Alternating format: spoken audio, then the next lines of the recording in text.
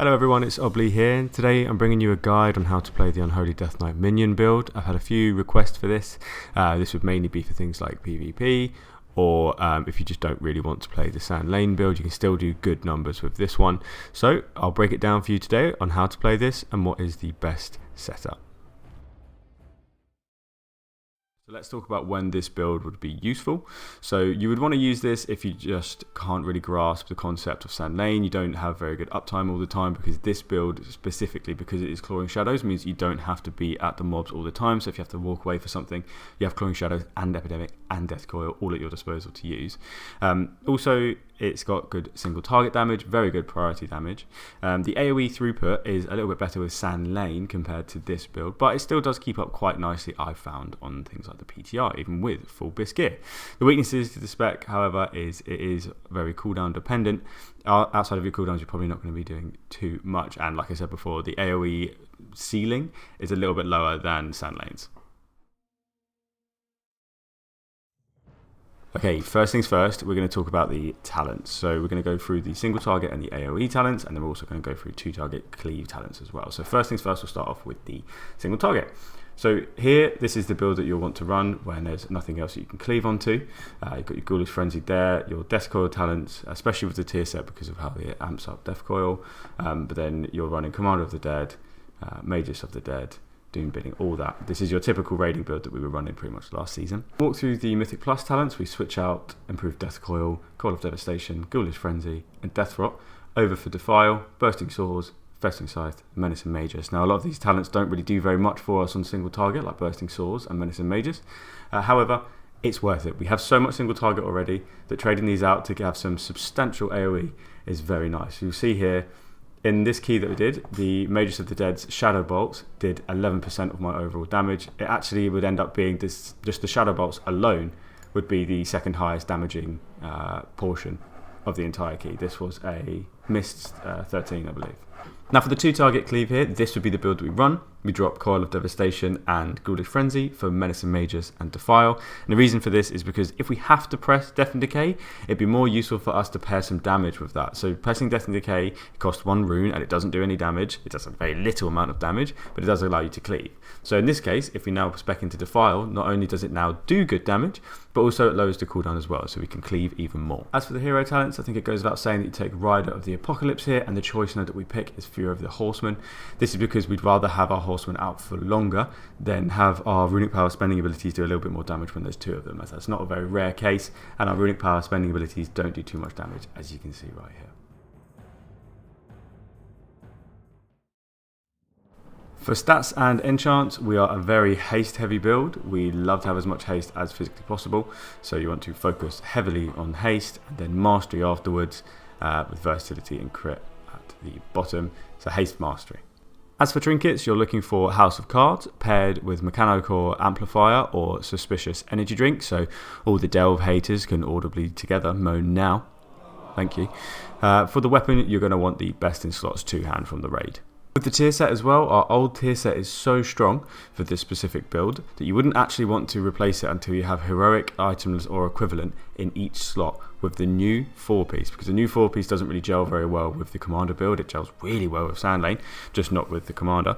So in that case, if you have like mythic in one slot but normal in another, as long as the baseline averages out at about heroic and all, that's fine. That's when you switch. Now for the rotation, you start with Abomination Limb, then raise Abomination, then Dark Transformation. You do one Fester to get some wounds, you pop those wounds with Apoc, and then Unholy Assault. Spend your sudden dooms as soon as possible, and then it's just a Clawing Shadow spam from there. If you have maximum runic power or you're close, then use a Death Coil to prevent overcapping. However, you want to keep track of Chains of Ice from your Horsemen so that you can pop that as soon as possible with your Clawing Shadows. Other than that, it becomes pretty much just balancing runic power, spamming Clawing Shadows with wounds on the target, reapplying wounds if you have less than, or 2 or less, and then spending your sudden doom procs as soon as physically possible. The priority list follows like this.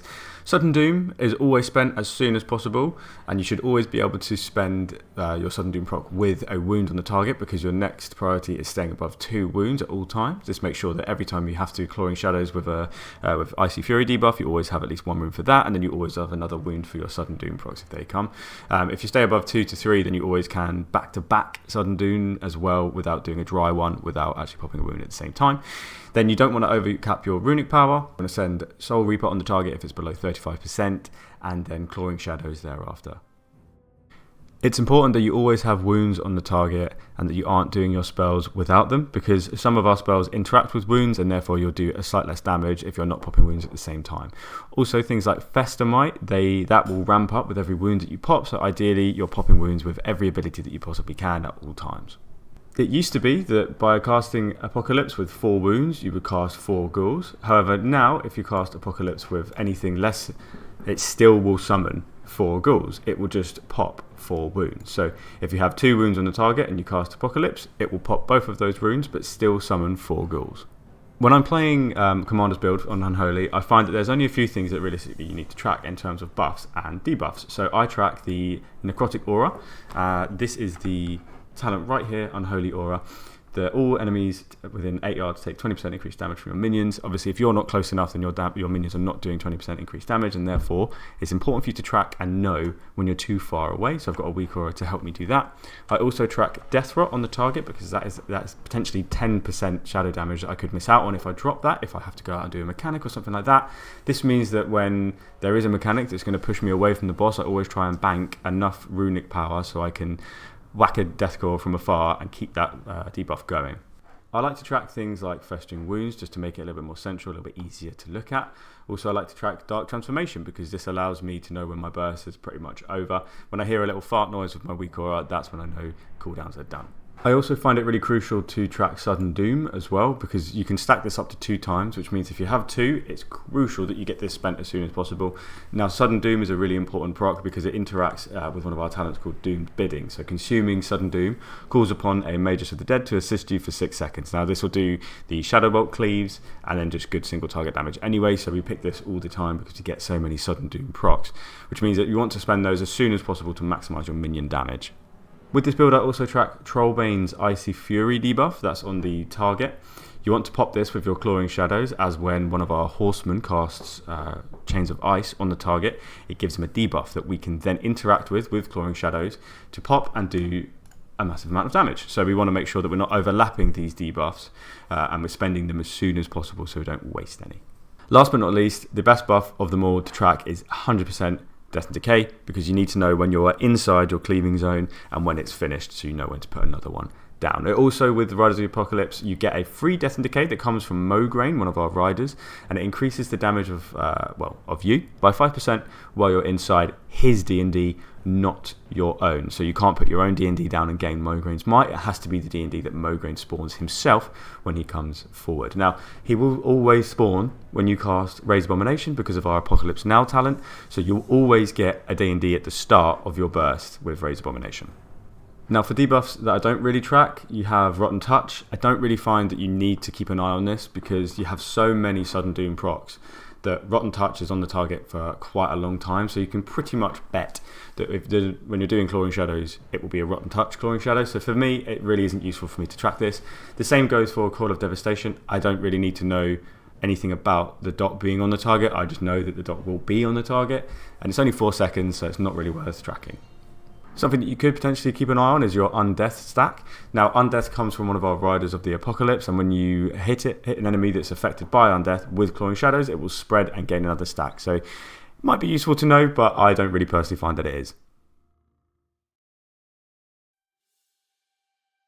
Your opener with 2 or more targets is Abomination Limb, then Raise Dead, Dark Transformation and your Trinket, Festering Strike, Apocalypse, a UA or Unholy Assault, and then you get Defile down, and then you start cleaving. So you want to follow the main rotation, which is don't overcap runic power, but majority of this will just be cleaving Clawing Shadows. You want to keep track of your debuffs that we spoke about before, and make sure Defile, as soon as the damage component of Defile runs out, you put another one down, because you have those 4 seconds afterwards where it will still cleave, Clawing Shadows will still cleave, but the damage from Defile isn't out. So we want to just make sure that damage is always there, because the damage is quite good on multiple targets. When you're looking at rolling into the next 45-second window, so my Virulent Plague here has just run out, I've got Dark Transformation coming back up, there's no point reapplying my doc because Dark Transformation will do it for me, so I don't. I just build up some more wounds so that when Apocalypse rolls around, I have 4 to pop, and I instantly have more Festamite stacks for my smaller burst window.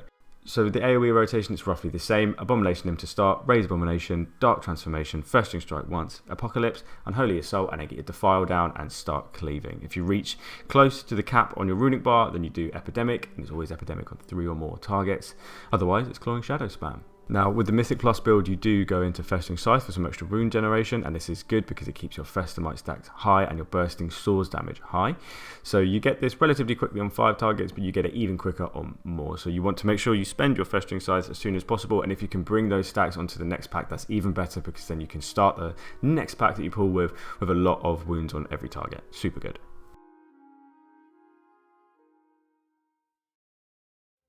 So that's it for my guide on the minion build for Unholy DK in patch 11.1. Tune into my Twitch at @obli_wow to see some live DK gameplay, and if you're interested in coaching, feel free to hit me up on Metafy. Cheers, bye!